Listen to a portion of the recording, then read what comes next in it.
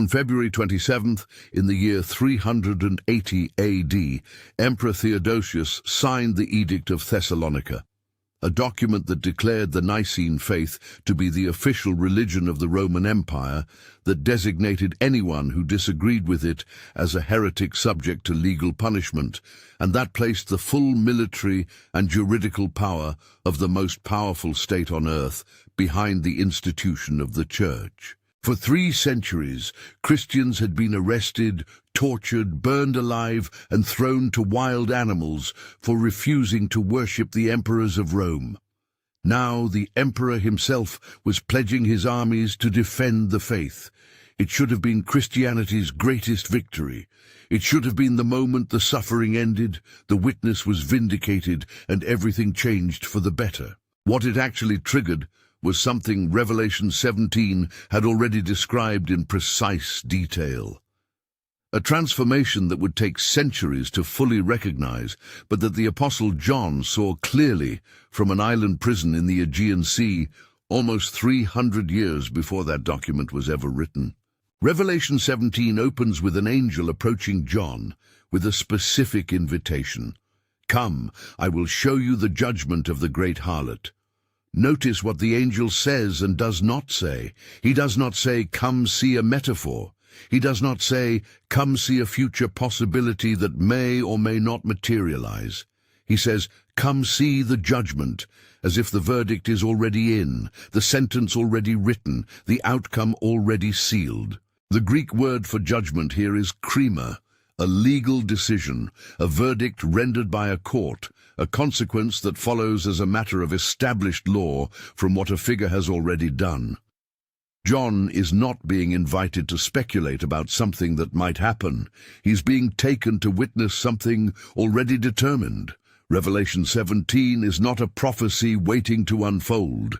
It is a courtroom document announcing what was already decided before John ever saw the woman. Most people who have studied the woman of Revelation 17 have assigned her to a future generation, someone not yet born, a system not yet constructed, a moment still waiting somewhere in the distance. That reading has kept millions of Christians from recognizing her while she was standing directly in front of them. It has transformed the most urgent warning in the New Testament into a theological abstraction, something to keep your eyes open for in some more dramatic future era, something that cannot possibly touch you now. But the language of Revelation 17 does not operate in the future tense. John sees the woman already seated, already drunk, already powerful, already adorned, already named. The present tense description is not accidental. It is the point. The angel is not showing John what Babylon will look like when she finally arrives. He is showing John what Babylon looks like right now, and that single shift in reading changes everything that follows. Before we go deeper into this, if this kind of biblical revelation speaks to your spirit, subscribe to this channel. This is where we uncover what has been hidden in plain sight. Revelation 17 verse 1 gives the woman's first identifying characteristic before any description of her clothing, her cup, or her name. She sits on many waters. In Greek, the verb is kathemenes, from kathemai, which describes a posture of established authority and settled power, not movement or arrival or preparation. A king sits on a throne, a judge sits on a bench, a ruler sits on a seat of power that has already been confirmed. The woman is not approaching, not rising, not preparing to assume a position. She is already installed. She already has the reach she would need. And the waters beneath her are not a location she chose. They are a domain she already governs. Before John even hears her title or sees what she carries, the first thing the text establishes is that she is already seated. The power is already hers. She is not a threat on the horizon. She is a present reality. Who are the many waters she sits on? John does not have to guess, and the angel does not leave the image open to interpretation. In verse 15 of the same chapter, the explanation arrives directly. The waters that you saw, where the harlot is seated, are peoples and multitudes and nations and languages. This is not a regional description. This is not a single nation or a single institution in a single city. This is a system operating at the scale of human civilization itself, reaching across every language group, every ethnic community, every political structure humanity has built. She does not govern one empire. She governs the logic that empires use to justify themselves.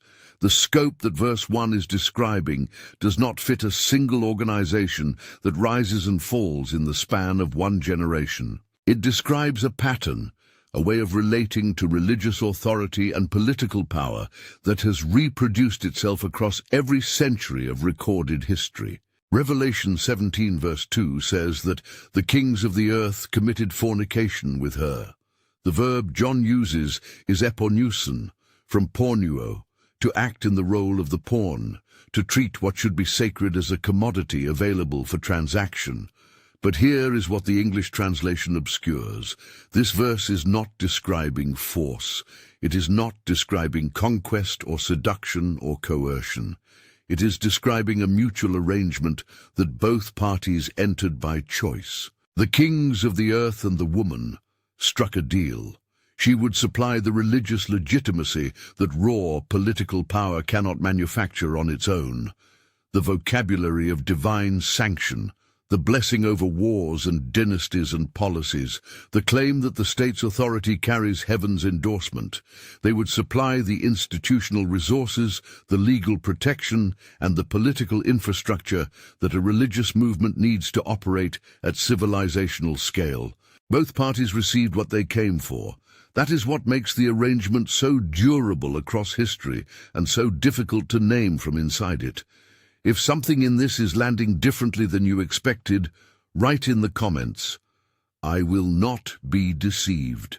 Let that be your declaration right now, because what we are about to uncover requires eyes that are fully open. Revelation 17 verse 3, John is carried away in the Spirit into a wilderness. Stop at that detail. Do not move past it. In biblical literature, the wilderness is the place of exile, where Jacob fled from Esau, where Moses fled from Pharaoh, where Elijah fled from Jezebel, where Jesus was taken immediately after his baptism. The wilderness is where you go when you are outside the system, outside the walls of the city, outside the social consensus that tells you what to see and what not to see. The angel takes John to the wilderness to show him Babylon. And that sequence is not incidental. It is instruction. You cannot see Babylon clearly from inside Babylon. The system provides its own interpretive framework, its own explanatory vocabulary, its own reasons why the thing you are seeing is not what you think it is. You need the distance of the wilderness. You need to be standing outside the walls before the image comes into focus. From the wilderness, John sees a woman sitting on a scarlet beast covered in blasphemous names, with 7 heads and 10 horns. The beast carries her. This arrangement is structurally important. She does not move under her own power.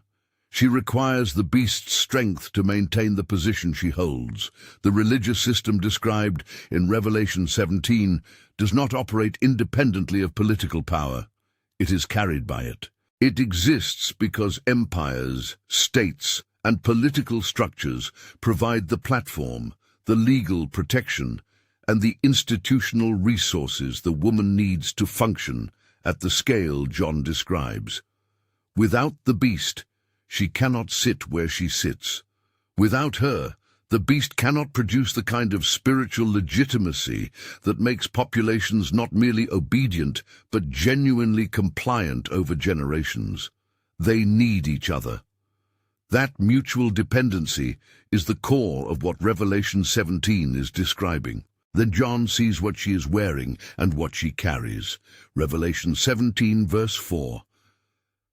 The woman was arrayed in purple and scarlet, adorned with gold and precious stones and pearls, holding in her hand a golden cup full of abominations and the impurities of her sexual immorality. Every element of this visual description is communicating something precise. The purple, the scarlet, the gold, the precious stones, the pearl, the golden cup. Everything about her appearance signals wealth, religious ceremony, and legitimate institutional authority.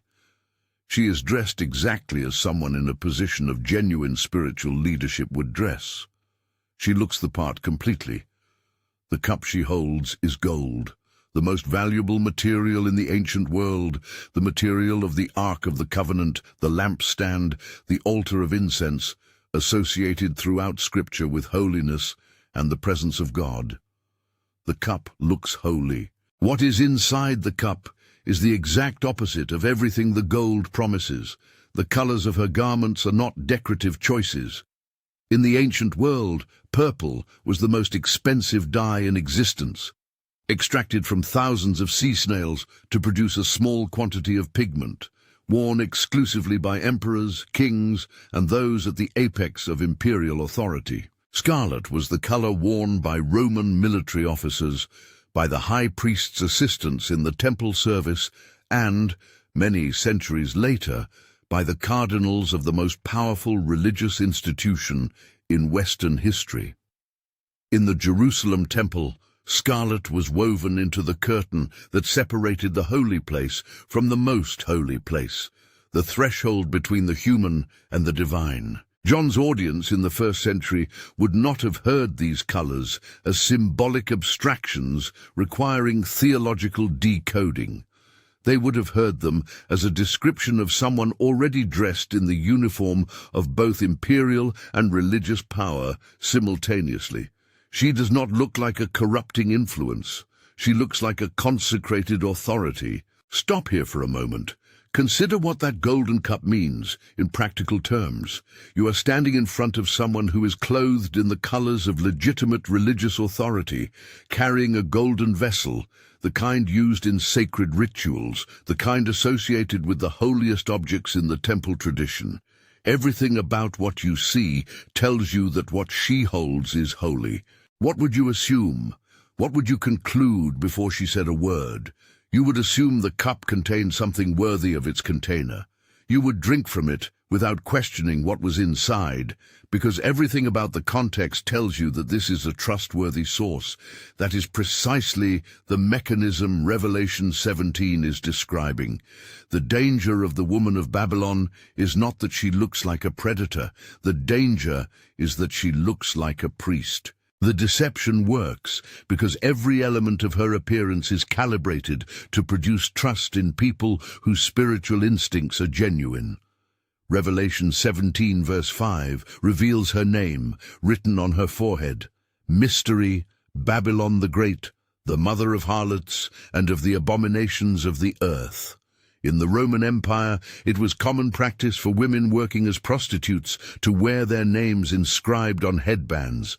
The name is public, visible, written where anyone who passes her can read it. But the first word of her name is mysterion, from the Greek for a hidden thing, a reality concealed inside an observable surface, a truth known only to those who have been given the key.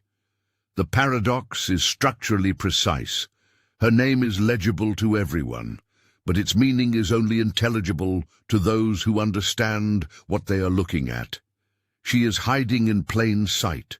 Her title is written on her forehead in letters anyone can read, and the majority of people walk past without ever understanding what they have just read. That is the nature of the mystery. If this content is opening something in you, take a second to like this video. That tells me this work is worth continuing. Revelation 17 verse 6 completes the portrait. I saw the woman, drunk with the blood of the saints and with the blood of the witnesses of Jesus. She is not a passive symbol or a distant theoretical threat. She is an active agent, and she is drunk with the blood she has consumed, which means this is not an act she performs reluctantly or under duress. She pursues it with appetite. The elimination of genuine witnesses to Jesus Christ is something the system represented by the woman of Babylon does not merely tolerate as an unfortunate side effect. It is something the system is intoxicated by. And then John records something extraordinary about his own reaction. He is astonished. The Greek is ethomasa, to marvel, to be struck with wonder so profound it suspends normal reasoning. John does not recoil in obvious horror. He marvels. Why? Because nothing about what he saw before the blood would have marked her as someone to fear. She looked legitimate. She looked consecrated. She looked like she belonged on the side of the saints. Revelation presents exactly two women as systems, and the contrast is structured to be impossible to miss. The woman of Revelation 12 is clothed with the sun, crowned with 12 stars, standing on the moon. She is defined by the light given to her, the authority bestowed on her from above, the suffering she endures in bringing life into the world through birth pangs.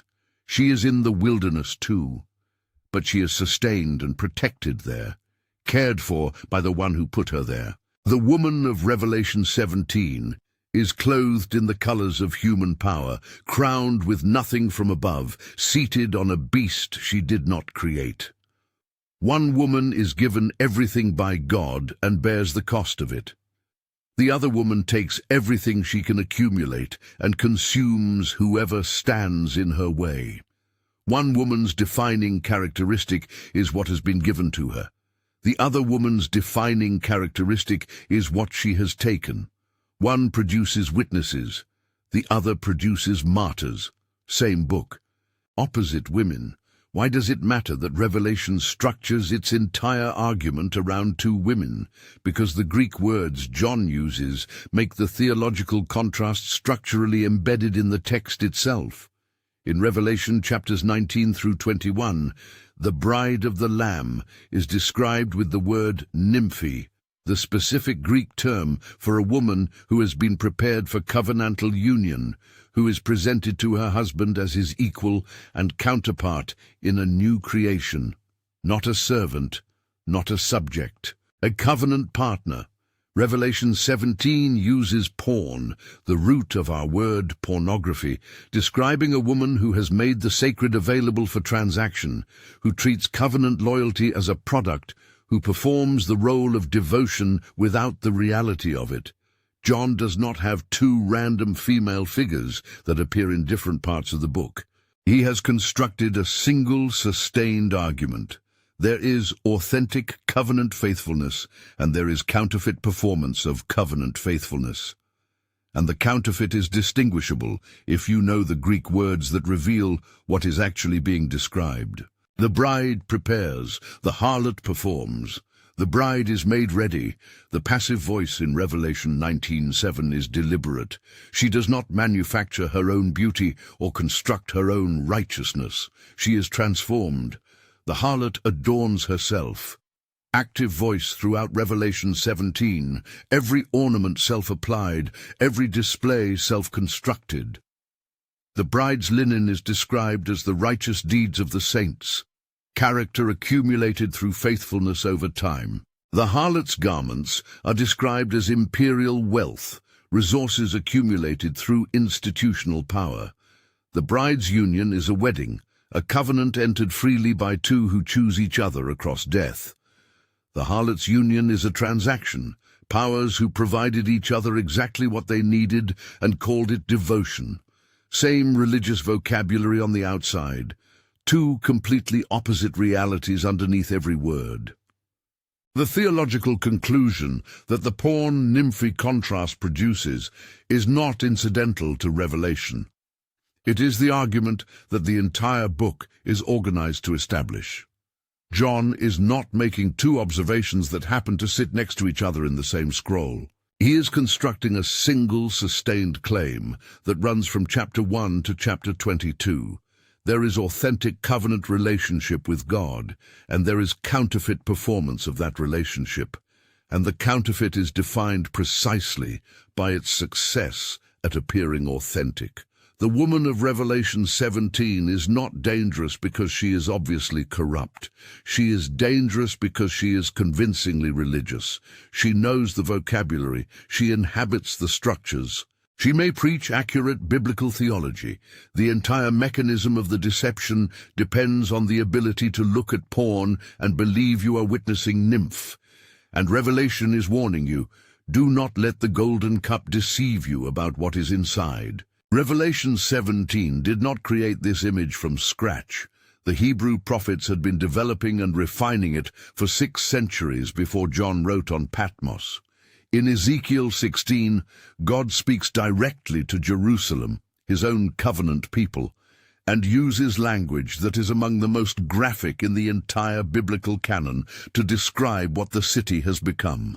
Jerusalem is described as a woman who abandoned her covenantal relationship with God to pursue political alliances with every surrounding empire: Egypt, Assyria, Chaldea, Babylon. The Hebrew verb used throughout Ezekiel 16 is zena, to prostitute oneself, to sell covenant loyalty in exchange for political protection and material advantage. Ezekiel 16 is one of the most uncomfortable chapters in the Bible. It is meant to be uncomfortable. Its target is not a pagan nation acting according to its own logic. Its target is the people who were given the most, who knew the most, and who traded their inheritance for the approval of the same empires God had delivered them from. If you have been feeling that what you have been taught barely scratches the surface, that the full picture of what Scripture says about the church, about power, about the end times is still out there waiting to be found, I left something for you in the first pinned comment. It is for those who are ready to go deeper. The point of Ezekiel 16 is not that Jerusalem was inherently evil, or that God's covenant people were uniquely wicked among the nations. The point is precisely the opposite. She had been given everything.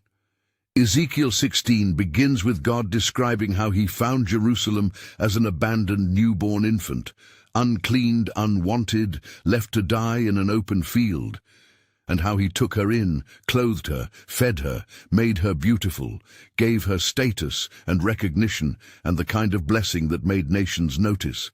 She was the beneficiary of extraordinary unearned grace.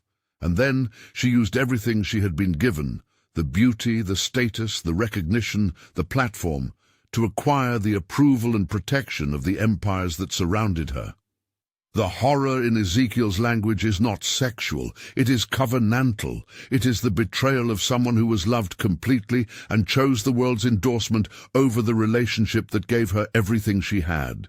The prophet Hosea received the same revelation in a form that was not theoretical or linguistic, but lived. God told Hosea to marry a woman he knew would be unfaithful. Gomer, who left him repeatedly for other men, who treated the covenant of marriage as something she could abandon and return to on her own terms. The prophet's own domestic life became a living illustration of the nation's spiritual condition. Covenant love met with serial abandonment, faithfulness met with exploitation, a husband who kept pursuing his wife back despite every act of betrayal. Hosea 1:2 makes the reason for the command explicit, for the land commits great whoredom by forsaking the Lord. The word is zana again. The entire book of Hosea is an extended meditation on what it looks like when the people who are most supposed to know God become the people most willing to trade that knowledge for whatever the surrounding culture is currently offering. Isaiah, Jeremiah, Micah, Nahum, the same image of covenant betrayal expressed as spiritual prostitution runs through the entire prophetic tradition of the Hebrew Bible. A nation that was given divine privilege, chosen not because of its own greatness, but through grace, and then used that privilege to construct an empire of religious authority rather than a community of genuine covenant faithfulness. When John writes Revelation 17, he's not creating a new metaphor or introducing a new theological framework. He's completing an 8th-century trajectory. He's giving the final, global-scale form to a pattern that has been documented and condemned by every major prophet in Israel's history.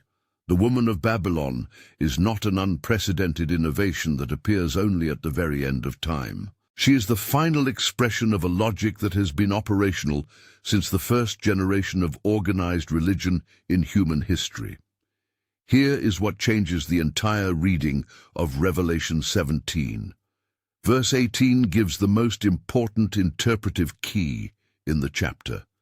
And the woman that you saw is the great city that has dominion over the kings of the earth. She is described as a city, not a single historical individual who can be identified, exposed, and removed. Not one organization whose leadership can be replaced.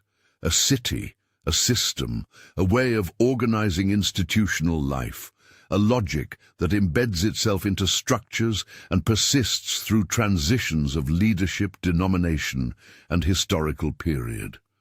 You cannot defeat a city by exposing one corrupt bishop or one compromised megachurch pastor. The pattern reconstitutes itself because it is embedded in the structural logic of how the system operates, in the assumptions about what success looks like, what power is for, and what religious authority is supposed to produce. Return to February 27, 380 AD. The Edict of Thessalonica did not immediately corrupt the church. Its effect was more subtle and more durable than immediate corruption. It changed the conditions under which the church operated, and changed institutions always reflect the conditions that produce them. Before 380, the church had no access to the military, no state funding, no official legal standing, no power to compel religious practice among the population. After 380, all of those resources became available, and the institutions built in the generations that followed reflected exactly those conditions. Councils were convened with imperial soldiers present to enforce compliance. Bishops gained access to civil courts and the legal authority to adjudicate disputes. Theological disagreement became a civil crime rather than a community conversation. The transaction between religious legitimacy and political power that Revelation 17:2 describes had been formalized in an imperial document, and most of the church received it as answered prayer. The progression from the Edict of Thessalonica to the full development of medieval Christendom took approximately 7 centuries. By the peak of papal authority in the 11th and 12th centuries, the Bishop of Rome could excommunicate sitting emperors and place entire kingdoms under interdict, meaning the sacraments of the Church would be withheld from every subject of a ruler who refused to comply with Rome's directives. Monarchs who defied the papacy risked losing the theological legitimacy that their populations needed to accept their authority as divinely ordained. The political and religious powers had become so thoroughly intertwined that they functioned as a single apparatus of social control, each providing exactly what the other required to maintain authority over the populations they governed simultaneously. The beast was carrying the woman. The woman was directing the beast. Both were getting precisely what they needed from the arrangement. What are the 7 heads of the beast in Revelation 17? Verses 9 through 11 provide the interpretation directly. The 7 heads are 7 mountains, a reference that John's audience in Asia Minor, living under Roman authority, would have understood immediately. Rome described itself as the eternal city on 7 hills, and Roman coinage circulated images of a seated woman, Roma personified, on exactly those hills. But the 7 heads are also 7 kings, 7 successive forms of empire, which means the figure John describes is not anchored to any single historical moment or any one geopolitical arrangement. 5 have fallen at the time John writes. 1 is, meaning the current empire, Rome. 1 is to come, and the beast itself is an 8th who belongs to the 7, who returns from the abyss.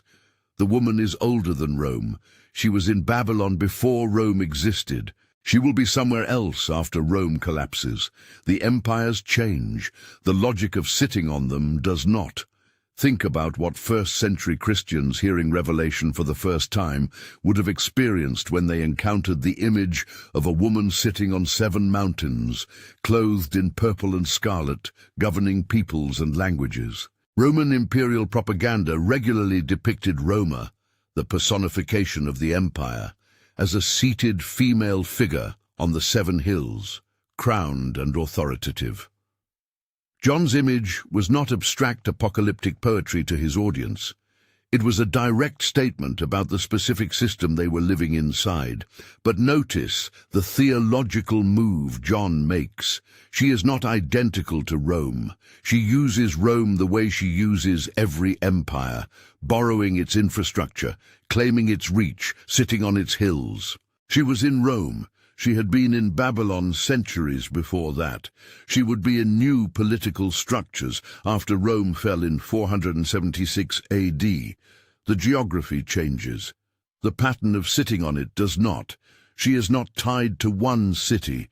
She is a logic that cities and empires carry. Revelation 17:8 describes the beast as one that was and is not, and is about to rise from the bottomless pit. Most readers interpret this as a reference to a single individual's death and resurrection in the future, but the Greek tense structure, en, was imperfect. Ukestin is not present, mele is about to be future. Describes a pattern of disappearance and re-emergence rather than a single biographical event. Empire disappears and returns. The forms of political power that carry the religious system change, collapse and rebuild under new names and new configurations. The Roman Empire fell in 476 AD, but the religious political fusion that the Edict of Thessalonica formalized did not fall with it. The Western Church became the primary institutional structure for social governance in post-Roman Europe, precisely because the political structures had collapsed, and the Church was the only organization with the infrastructure, the literacy, and the administrative reach to fill the vacuum. The beast took a different form. The woman continued sitting. Revelation 17 verses 12 through 14 describe 10 kings who have not yet received their kingdoms, but who will receive authority as kings for 1 hour alongside the beast. They are described as unanimous in purpose and unanimous in giving their power to the beast. Together they will make war against the Lamb, and the Lamb will overcome them, because he is Lord of lords and King of kings. The 10 kings represent the final confederacy of political power that makes the beast's last great exercise of authority possible, the alliance that gives the woman's arrangement its terminal expression. Understanding that this final confederacy eventually turns on, the woman is essential to understanding why the relationship between religious authority and political power is never stable, never truly mutual, and never ends the way the religious institution expects it to end. She thinks the arrangement protects her. It never was protecting her. It was using her. Revelation 17 verse 16 is the turn the entire chapter has been building toward, and it deserves to be read slowly. And the 10 horns that you saw, they and the beast will hate the prostitute. They will make her desolate and naked, and devour her flesh and burn her up with fire. The powers that carried her now destroy her. The beast that sustained her platform turns on her with hatred. The kings who committed fornication with her strip her naked and consume her. She is not overthrown from outside by an opposing force. She is consumed from within by the very system she spent centuries helping to build, legitimize, and sustain. This is not a prophecy that requires a supernatural event to accomplish. It's a description of what happens to every institution that trades its prophetic independence for political access. Eventually, the political power calculates that it no longer needs the religious legitimation it was receiving, and it discards the arrangement along with the partner who sustained it. This dynamic, religious authority discarded by the political power it helped to build is not unprecedented in history. It is a recurring pattern. When Henry VIII broke with Rome in 1534, it was not because he rejected Christianity. He rejected the specific political relationship with a religious institution that had become more expensive and restrictive than useful. When communist governments in the 20th century moved against religious institutions, they were not primarily motivated by atheist ideology. They were eliminating a competitor for the loyalty of the population, a loyalty the religious institution had accumulated over centuries through its arrangement with previous political regimes. The beast turns on the woman when the woman's utility to the beast has expired. That moment is coming. Revelation 17 says, "It is coming." And when it comes, it will not look from the outside like judgment. It will look like politics. Why does verse 17 say that God put it into their hearts to carry out his purpose? Because even the destruction of the woman of Babylon serves the divine agenda rather than contradicting it. The beast's hatred for the woman is not a victory for evil. It is the mechanism through which God's judgment on a corrupt religious system is executed through the same political instruments that sustained it. God does not need to send an external force to demolish what was built on the logic of porn. He simply allows the forces that were used to sustain the woman to fulfill his purpose by turning against her. This is the pattern that runs through the entire biblical narrative. The tools of oppression become the means of the oppressor's undoing. Pharaoh's chariots drown in the sea that parted for Israel. Babylon is destroyed by Persia. The same logic applies to the woman of Revelation 17. She is not overthrown from outside. She is consumed from within. Open Doors releases its World Watch List every January, the most comprehensive annual survey of Christian persecution globally. The 2026 report documents 365 million Christians living in environments of high to extreme persecution.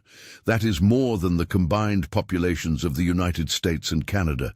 13 Christians are killed every day for their faith. 15 are forcibly displaced every day. 42 churches are attacked or destroyed every day. These are not statistics from the ancient world. They are from the calendar year that just ended. The blood of the witnesses of Jesus is not a historical metaphor. It is a present tense reality. But here is the data point that almost never appears in the discussion of this report. The majority of countries at the top of the persecution list are countries where a single religious or political ideology holds official state power and uses that power systematically to eliminate competing truth claims. The persecution of genuine witnesses to Jesus Christ frequently emerges not from purely secular governments, but from governments where religion and state power have already merged into a single apparatus. Consider what that means in practical terms. The Christians being killed in northern Nigeria, in Yemen, in Iran, in parts of India, in North Korea. They are not primarily dying because those governments are atheist or hostile to all religion. Many of those governments have strong official religious identities. The persecution happens precisely because a religion that has fused with state power protects itself from the witness of those who will not recognize the fusion as legitimate. When a government declares itself the official representative of God's will on earth, anyone whose faith produces a different account of what God requires becomes not merely a religious dissenter, but a political threat. The martyrs documented in the Open Doors report are not the enemies of faith. They are the enemies of the specific arrangement between faith and power that the woman of Revelation 17 represents. And the system is drunk on their blood exactly as John described. The Vatican maintains formal diplomatic relations with 184 countries, more than any other non-state entity on earth, exceeding the diplomatic reach of most actual nation-states. The Holy See holds a permanent observer seat at the United Nations General Assembly, where it participates in policy discussions on human rights, bioethics, climate commitments, family law, and development goals that affect every human being alive. It maintains apostolic nunciatures, embassies, in capitals across every continent. These facts are not secret or difficult to find. They are documented on the Vatican's own website and in the official records of every government that maintains the relationship.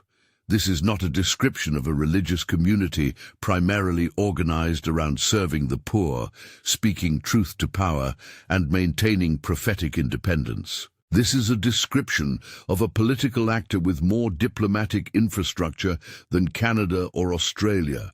And the question Revelation 17 requires us to ask is, what does this level of political access cost in terms of prophetic clarity? The financial reality of the Vatican is more carefully documented than either its critics or its defenders typically acknowledge.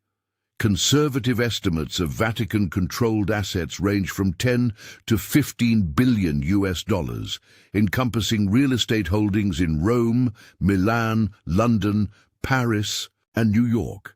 Investment portfolios managed through the Institute for Religious Works, collections of art that are among the most valuable in human history and that cannot be sold under the terms governing their ownership. None of this requires investigative journalism to establish. It is documented in financial disclosures that the Vatican itself has published. The question Revelation 17 requires is not whether these assets exist.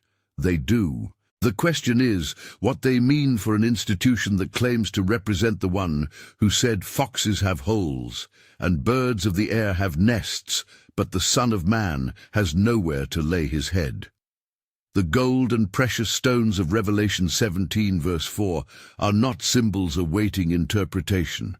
They are a description that fits. In 2020, the World Economic Forum launched its Faith and Finance Partnership, with prominent religious leaders signing joint statements on climate policy, social equity, and global economic restructuring at Davos. In 2022, evangelical Christian organizations became founding partners of the WEF's Inclusive Faith Initiative, embedding representatives of conservative Protestant Christianity into the governance framework of the world's most powerful gathering of economic and political elites. In 2023, a coalition of religious leaders co-signed the Davos Agenda document, pledging to align their communities with goals set by the wealthiest and most powerful humans on Earth. These are not events from the distant past or from corrupted fringe movements. They are documented in official World Economic Forum press releases and in the public statements of the organizations involved. Religious leaders lending their congregations trust to the agenda of the powerful. Revelation 17 has a specific name for that transaction. Pew Research Center's 2024 Global Restrictions on Religion report documented that in 35 countries, religious institutions formally participate in shaping national legislation, not informally influencing culture, not inspiring individual legislators. Formally participating, with seats at legislative tables, direct access to policy formation processes, and recognized roles in the drafting of laws that govern the population.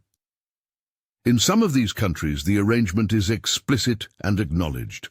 The state church endorses the ruling political party in exchange for official status and funding, and the ruling party ensures the state church's institutional interests are protected by law. In others, the arrangement is more subtle. Evangelical advisory councils with direct access to executive leadership, or religious leaders whose endorsements are sought and publicized by politicians who need their constituencies. The form changes. The transaction is the same. Both parties get what they came for. What is the National Prayer Breakfast? It began in 1953 as a private gathering of Washington politicians and influential evangelical Christian leaders, organized by a secretive group called the Fellowship, also known as the family, whose foundational philosophy is that powerful people are chosen by God for power and therefore deserve special spiritual access, counseling, and the assurance that their power carries divine endorsement. Every U.S. president since Eisenhower has attended. Senators, Supreme Court justices, foreign heads of state, military generals, and heads of intelligence agencies gather annually under the banner of Christian fellowship. Participants describe the gathering as prayer. Revelation 17 verse 2 describes what is actually happening with more precision. The kings of the earth committing fornication with the great harlot, each party receiving exactly what the arrangement was designed to produce, neither one being held accountable to the God whose name appears on the program. Before you locate this pattern exclusively in institutions you already distrust, before you make this a critique of Catholicism or of the World Economic Forum or of any organization you have already decided is corrupt, stay with what Revelation 17 is actually saying. The woman of Babylon is not a denomination. She is not a specific organization whose headquarters you can identify on a map. She is a logic, and that logic has reproduced itself in every branch of Christianity that discovered it could trade its prophetic independence for something the world was offering. In Protestant megachurches, where private jets and government access are presented as evidence of divine favor, in evangelical movements that endorse political candidates and describe the outcome as God's will rather than institutional preference, in charismatic networks that identify national leaders as anointed by God, specifically when those leaders support the network's institutional interests, in prosperity, gospel empires that sell access to divine favor as a financial product. The woman is in all of these. Identifying her requires not finding the right target. It requires learning to recognize the logic wherever it appears. Here is the disturbing angle Revelation 17 plants, and that almost no theological commentary addresses with the directness it deserves. The woman of Babylon does not arrive by destroying faith. She does not come as an obviously corrupt institution that announces its corruption in language anyone can hear and recognize. She arrives pretending to represent the faith she is in the process of undermining. She carries the right vocabulary. She inhabits the correct structures. She wears the right colors. She may preach biblical texts accurately. She may produce genuine conversions. And simultaneously, through her arrangement with the beast, she may be systematically consuming the blood of the witnesses of Jesus, the people whose faithfulness to the actual covenant challenges the arrangement the institution has built. The most dangerous deception in human history is not the obvious lie. It is the truth-adjacent institution that has learned to use the language of covenant, while operating on the logic of transaction. This is what makes the woman of Revelation 17 the most dangerous figure in the Bible. Not her strength or her reach or her political connections. Though all of those are real, what makes her most dangerous is the specific way in which she looks. An obviously evil system can be resisted. An obviously corrupt institution can be avoided. A wolf announces itself through its behavior, and you know what to do when you encounter a wolf. Revelation 17 describes something categorically more insidious, a system that speaks like the church, looks like the church, uses the Bible like the church, carries the name of Christ, and produces institutional outcomes that are structurally the opposite of what the biblical covenant describes. She has studied the bride closely enough to replicate her appearance. She has learned the vocabulary of covenant faithfulness thoroughly enough to deploy it, while maintaining a completely different operational logic underneath every word. Babylon's theology, observed from the inside, sounds like Christianity. The language is familiar, the framework is recognizable. But watch what it actually does when it has to choose between prophetic independence and institutional access. It blesses wars it should condemn, not after careful moral reflection, but after political leaders consult religious advisers who provide the language of divine sanction the politicians needed before they had already decided what to do. It tells the poor that poverty is a consequence of insufficient faith, while the leaders of the system accumulate wealth and present that accumulation as evidence of God's blessing on their ministry. It produces missionaries who carry the gospel genuinely and sacrificially, and simultaneously funds political lobbying that entrenches the economic structures responsible for the poverty those missionaries travel the world to address. It speaks the language of the kingdom of God, while organizing itself around the competitive, accumulative, self-protective logic of every other kingdom humans have ever built. Somewhere in this, something in you has been running a quiet calculation. Something has been making a mental list of institutions, organizations, leaders. That is not the point Revelation 17 is making, and following that impulse leads away from what the text is actually asking you to do. The point is not to identify the guilty party across the room and maintain your distance from it. The point is to learn to recognize the logic, because the logic does not only exist at the Vatican or at Davos. It appears in small ways, in local contexts, in communities that would be genuinely surprised to find themselves anywhere near the category Revelation 17 is describing. The woman exists in every faith community that has learned to calibrate its prophetic voice in order to protect its institutional relationships. She exists wherever the cost of speaking the truth out loud is calculated in terms of donors lost, partnerships endangered, or political access put at risk. Revelation 18:4 carries the most urgent imperative in the entire sequence, and it requires careful attention to three things.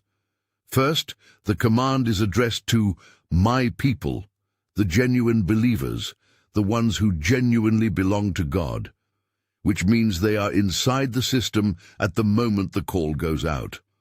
The call to come out presupposes that people who truly love God can be operating within a system that Revelation categorizes as Babylon.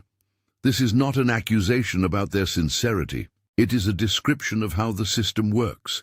It absorbs people whose faith is genuine and incorporates their authenticity into its presentation of legitimacy. Second, the reason is contamination, lest you take part in her sins, meaning that proximity to the system eventually produces complicity in its outcomes, regardless of the individual's intentions. Third, the urgency is present tense. This is not a warning for a future generation. It is a call being issued right now. What is the first diagnostic question to ask of any faith community? Who does this community protect? Not rhetorically, not in its mission statement, not in the language of its fundraising materials, but in practice, when an actual choice has to be made. When a prominent leader's misconduct surfaces, does the community protect the leader's reputation and the institution's brand, or does it protect the person who was harmed?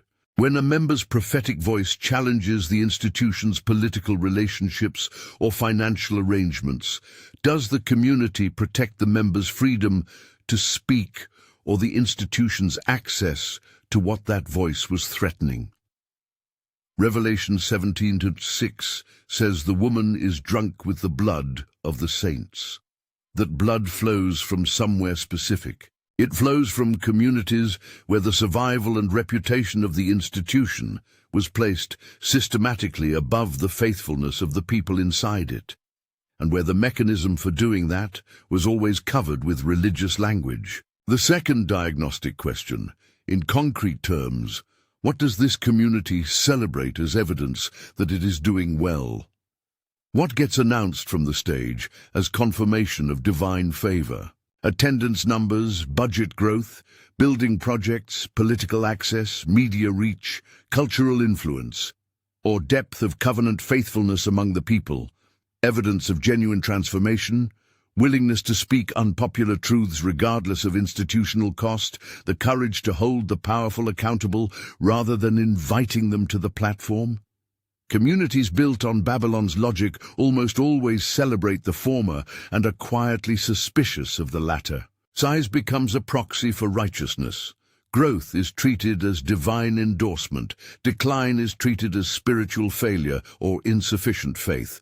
This is exactly inverted from the pattern described in Revelation, where the smallest, most persecuted, most institutionally powerless community receives the deepest commendation from the one who sees all things. The third diagnostic question is the most revealing. What happens when truth conflicts with the institution's interests? Does the institution adjust itself to the truth it has encountered, or does it adjust its presentation of the truth to protect itself from the implications? This is the question Ezekiel posed to Jerusalem. This is the question Hosea demonstrated through his marriage. This is the question Jeremiah answered when he told the king of Judah what was coming and was thrown into a cistern for the precision of his answer. The prophetic tradition of both testaments is populated by people who told covenant communities the truth about themselves and paid with their freedom, their reputation, and their lives. The woman of Babylon's defining characteristic is not corruption in a general sense. It is the systematic elimination or marginalization of the specific voices that would name the corruption with enough clarity to disrupt the arrangement. The bride of Revelation 19 through 21 is not described in terms of institutional achievement or measurable success by any metric the world recognizes. She is described in terms of readiness, hetoimasen hauten, a reflexive Greek construction meaning she has participated in her own preparation, but the linen she wears is not something she manufactured or purchased. Verse 8 makes the source explicit. It was granted to her to clothe herself with fine linen, bright and pure, for the fine linen is the righteous deeds of the saints. The bride's appearance is not institutional. It is not the product of programs or platforms or political access. It is the accumulated weight of countless individual acts of genuine faithfulness, every decision to tell the truth when lying was safer, every choice to remain in the covenant when the transaction would have been more rewarding, every moment of caring for the genuinely powerless when caring for the powerful would have been more strategically advantageous. Revelation 18 verses 2 and 3 describe what has happened beneath the institutional exterior of Babylon over the course of its operation. She has become a dwelling place for demons, a haunt for every unclean spirit, a haunt for every unclean bird, a haunt for every unclean and detestable beast. This is not a description of a dramatic supernatural invasion. It is a description of a gradual internal transformation that follows from the foundational arrangement. When the logic of porn, of treating covenant as a transaction, becomes the organizing principle of an institution, the conditions are created in which what Revelation 18 describes becomes possible, not overnight. Not through a single catastrophic compromise, through the accumulated effect of choosing the transaction over the covenant again and again, across decades and centuries, until what was built in the name of Christ has become the habitat of everything Christ opposed. Revelation 18 verses 22 and 23 describe Babylon's fall through 5 sounds that will no longer be heard. No more music, the sound of culture and creativity. No more craftsmen, the sound of productive work and skilled labor. No more the grinding of the millstone, the sound of daily provision and sustenance. No more the light of a lamp, the presence that pushes back darkness. No more the voice of bridegroom and bride, the sound of covenant union and life beginning. 5 silences that together describe the complete cessation of everything that makes human life livable and meaningful. And the reason given for the fall is not military defeat. The reason given is this: the nations were deceived by her sorcery. The Greek word is pharmakeia. the root of our word pharmacy, describing a substance that alters perception, a drug. She was not overthrown because everyone finally recognized her. She was overthrown because the substance she had been distributing as medicine was eventually revealed to be a drug. Something in you may be asking what this means right now in practical terms. Not as a global analysis, not as a theological argument about institutional Christianity in the abstract, but for you, for where you are, for the community you sit in on a regular basis. That is the right question. Because Revelation 18.4 does not say, "Come out of the global religious political complex," in a way that produces paralysis, endless suspicion, or perpetual theological self-examination that never leads anywhere. It says, "Come out of her," meaning identify the logic she represents wherever that logic appears in your own context, and disentangle from it. Not from Christianity, not from community, not from institutional life altogether. From the specific operating logic of trading covenant faithfulness for institutional survival and political access. That is what the command is targeting. That is what the call is for. The Apostle Paul wrote to the Corinthians with a fear he expressed without qualification. "I am afraid that as the serpent deceived Eve by his cunning, your thoughts will be led astray from a sincere and pure devotion to Christ." 2 Corinthians 11:3. What Paul feared for the Corinthian church was not that they would become obviously sinful in ways that any observer could identify. What he feared was something subtler, that their devotion to Christ would be displaced by something that looked nearly identical, a sophisticated, theologically articulate alternative that engaged their religious vocabulary, used their spiritual framework, referred to the correct scriptures, and gradually redirected their loyalty from the actual person of Jesus Christ to an institutional version of the faith that claimed to represent him. The deception in the Garden of Eden was not an attack by an obvious enemy. It was an engagement by a plausible, sophisticated voice that knew exactly how to use the language of God's own words against the people God had spoken them to. The church at Smyrna in Revelation 2 receives the most remarkable commendation in the 7 letters. Jesus has nothing against them, not one syllable of correction, not one thing he wishes they were doing differently. They are described as experiencing tribulation, poverty, and the hostility of those who claim to represent God but do not. And Jesus looks at this community, the one with no institutional power, no political access, no economic strength, no cultural influence, and says, "I know your tribulation and your poverty. You are rich. Be faithful until death, and I will give you the crown of life." The community with the least by every metric the woman of Babylon values receives the deepest affirmation from the Lamb who sees everything clearly. This is not a coincidence in Revelation's theology. This is the argument Revelation has been making from the moment the first angel opened the first letter. The metrics of the bride and the metrics of the harlot are not on the same scale.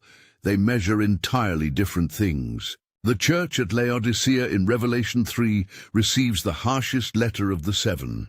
Jesus has nothing to commend in them. The letter contains no word of praise, no acknowledgement of faithfulness, no expression of appreciation for anything they have done. Their own self-assessment is recorded in verse 17, "I am rich, I have prospered, and I need nothing." The Greek word pluteka, "I have become wealthy," announces their condition with the confidence of a community that believes financial and institutional success is confirmation of spiritual standing.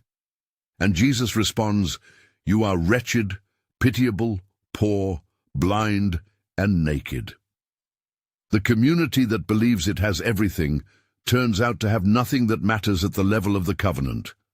And the specific accusation is not heresy or immorality. It is lukewarmness, the comfortable middle position that avoids the cost of genuine faithfulness while maintaining the appearance of religious engagement. Jesus says, Because you are lukewarm, I'm about to spit you out of my mouth. What does the reversal between Smyrna and Laodicea mean for communities today? It means that the metrics the church most commonly uses to assess its own spiritual health, attendance, budget size, institutional influence, political access, cultural relevance, platform reach, are precisely the metrics that Revelation identifies as unreliable indicators of covenant standing. Smyrna had none of them. Laodicea had all of them. The bride is prepared through faithfulness in conditions that do not look like success by any standard the world uses. The woman of Babylon accumulates everything that does look like success by those standards. This does not mean poverty is automatically holy or that all institutional size represents corruption. It means that when communities use Babylon's metrics to assess their own spiritual condition, they will systematically misread themselves. They will calculate that they are rich, when the Lamb can see they are naked. Revelation 18:4 says, "Come out of her." There is a place to come into, and Revelation describes it in the most intimate terms available. The same letter that contains the harshest words in Revelation for Laodicea also contains this: "Behold, I stand at the door and knock. If anyone hears my voice and opens the door, I will come into him and eat with him and he with me." Not a stadium full of people, not an institution with diplomatic relations in 184 countries. One door, one voice, one person. A meal shared between two, the most basic expression of covenant relationship in the ancient world, where to eat with someone was to be in genuine relationship with them, to have declared your mutual belonging.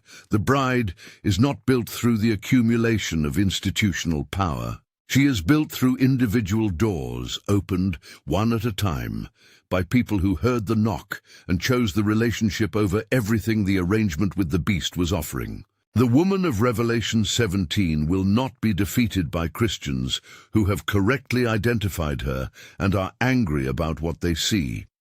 She will not be dismantled by documentaries or theological critiques or institutional reform movements, however accurate or well-intentioned. Revelation 17 verse 17 says that God himself puts it into the hearts of the beast and the kings to execute his purpose by turning on her. Her downfall is not planned by her critics. It is executed by her partners, the political powers she spent centuries legitimizing, who turn on her at precisely the moment God appoints. No human campaign needs to organize that reversal. It is already determined in the Crema that the angel invited John to witness. What Revelation asks of the people of God is not that they strategize the destruction of a corrupt system. Their assignment is simpler and costs more. Do not become her. Do not adopt her logic. Do not make her transaction. That is the entire call. Revelation 17:14 contains the only phrase in the entire chapter that describes who stands with the Lamb when everything the woman of Babylon built comes to its appointed end.